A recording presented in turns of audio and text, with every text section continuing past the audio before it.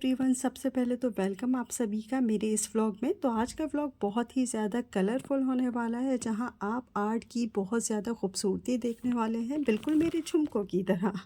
तो मैं इस आर्ट एग्जीबिशन को देखने निकली और निकलने के साथ जब मैं बाहर गई तो यार, बाहर जाने के साथ मुझे यहाँ पर ये व्यू नज़र आया जो कि चांद का व्यू था। जी हाँ, ये बहुत ही ज़्यादा खूबसूरत लग रहा था, बिल्कुल इस बाबे सैयद गेट की तरह। तो हम पहुँचे हैं अलीगढ़ मुस्लिम यूनिवर्सिटी में। जी हाँ, ये एग्जीबिशन लगी है अलीगढ़ मुस्लिम यूनिवर्सिटी में।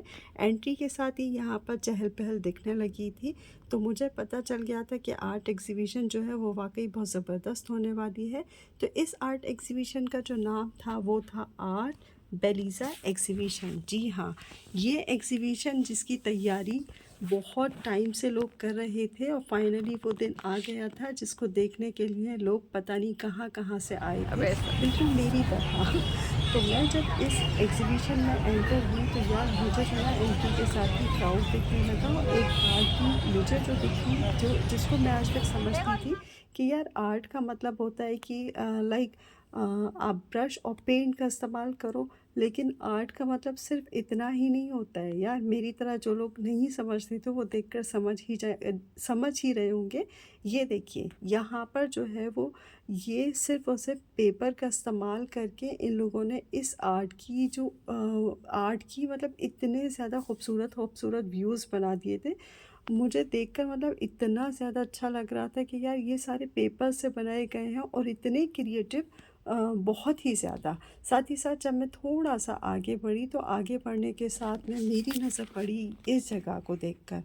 ये जगह जो है वो अट्रैक्शन का मतलब सेंटर बनी हुई थी। सेंटर क्यों? क्योंकि यहाँ पर इन बॉक्सेस को हैंग किया गया था और हैंग के साथ में यहाँ पर ये जो आर्ट थी, इतनी प्रॉपर कैलीग्राफी की गई थी कि देखता ही बन रहा था। खैर, यहाँ पर कुछ लोग जो ऑलरेडी इस आर्ट एग्जीबिशन में इन्वॉल्व थे, मैंने उनसे की मुलाकात और जाना इनके बारे में। तो उन्होंने बताया कि ये आर्ट एग्जीबिशन काफ़ी टाइम से इसकी तैयारियां चल रही थी। 3 मंथ से इस जगह को जो है वो तैयार किया गया था और बिल्कुल पूरा टीम वर्क के साथ में यहाँ पे की गई थी तैयारी। अच्छा, जब मैं आगे बढ़ी तो मुझे ये बच्ची जो है वो बैठी हुई दिखी, जो कि मतलब बड़े कॉन्फिडेंस के साथ में एक आर्ट अपनी आई पर, यानी ये यहाँ पर जो है वो आर्ट का एक बहुत ही यूनिक स्टाइल मुझे देखने को मिला। यहाँ पर ये जो थे ना, वो कलर का इस्तेमाल करके यानी पेंट का इस्तेमाल कर रहे थे, और पेंट जो है और ब्रश का इस्तेमाल करके इनके पास ऑलरेडी डिज़ाइंस बने हुए थे। जो लोग भी इनके पास आ रहे थे वो इन डिज़ाइंस को देखकर अपने आइज़ पर जो है वो बनवा रहे थे, चाहे वो बटरफ्लाई हो, फ्लावर्स हो, जो भी आपको अच्छा लग रहा हो वो आप इनके पास आकर और बनवा सकते थे।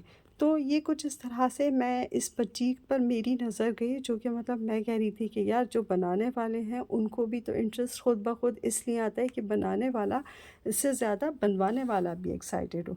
आगे जब मैं बढ़ी तो यहाँ पर मुझे ये पेंटिंग और बाकी पेंटिंग्स दिखी जो कि बहुत ही ज़्यादा अमेजिंग सी लग रही थी। साथ ही साथ मुझे जो है ये कैलीग्राफी एंड ऑल, मतलब सारी ही पेंटिंग जो है वो आप कह सकते हो कि वन बाय वन करके बहुत ही ज़्यादा खूबसूरत थी।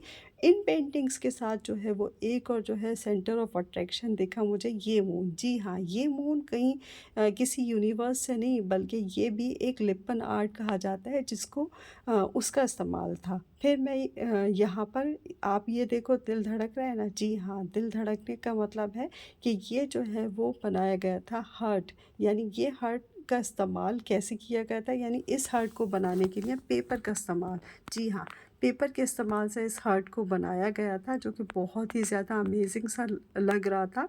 अच्छा, जब मैं आगे बढ़ी तो मुझे समझ के लिए ये पंखा बड़ा अमेजिंग लगा।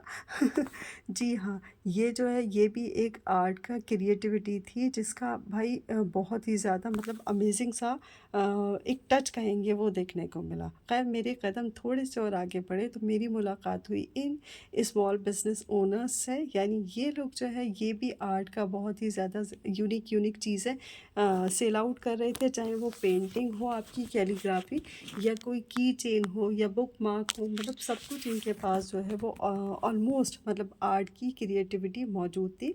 ये गर्ल जो आप देख रहे हैं ये बहुत यंग एज की थी और ये सिर्फ इनका पहला स्टॉल था जो इनका कहना था कि ये अपने सिर्फ एक फ़न के लिए यहाँ पर इन्होंने किया है। लेकिन अगर ये इनका काम आप लोग देखते तो आप भी कहते कि फ़न में इतना अच्छा कर सकती हो तो बाकी क्या ही करेंगी। ये बाकी चीज़ें थी जो कि बहुत ही ज़्यादा अमेजिंग थी, चाहे वो कैंडल हो या ये कुछ यूनिक यूनिक से ब्रेसलेट एंड ऑल चीज़ें थी जो कि ये भी आर्ट में ही इंक्लूड की जाती हैं। अच्छा, ये रेज़न आर्ट की कुछ यूनिक यूनिक सी चीज़ें थी, ये भी बहुत ज़्यादा प्यारी थी जिनको सेल आउट किया जा रहा था। साथ ही साथ यहाँ पर मतलब जो लोग थे वो इतने ज़्यादा अमेजिंग चीज़ें सेल आउट कर रहे थे जिनको देखते ही बन रहा था। अच्छा, आगे बढ़ने के साथ ही मुझे मेरी नज़र पड़ी ये फ्लावर ये बुके जो था वो बहुत ही ज़्यादा पेपर का इस्तेमाल करके बनाया गया था। तो मैं सोचा चलो इसके साथ ना एक सेल्फ़ी ले ली जाए, तो मैंने सेल्फ़ी ली, लेकिन सेल्फ़ी जो थी वो बाद में अच्छी नहीं आई, मैंने कर दी थी उसको डिलीट। यहाँ पर देखिए हर जगह आपको चारों तरफ ना आर्ट की क्रिएटिविटी नज़र आ रही थी। सारे लोग इतना ज़्यादा एंजॉय कर रहे थे और इस एग्जीबिशन का चारों तरफ का व्यू भी बहुत ज़्यादा प्यारा लग रहा था। ये थी संतूर मम्मा जिनके साथ मैंने ली थी सेल्फी। अच्छा, अब बारी थी इस एग्जीबिशन से टाटा बाय बाय कहने की, तो मैंने किया टाटा बाय बाय। जब मैं बाहर आई तो बाहर आने के साथ में जो हमारी एएमयू का बाबे सैयद गेट था उसका व्यू रात में कुछ इस तरह से नज़र आ रहा था जो कि वाकई बहुत ज़्यादा हसीन लग रहा था। और मैंने स्पेशली ना ई रिक्शा किया ना कुछ और, मैं कहा यार मैं जो ना वो वॉकिंग डिस्टेंस था बाहर तक जहाँ से ई रिक्शा मिलना था, तो मैंने इस व्यू को किया।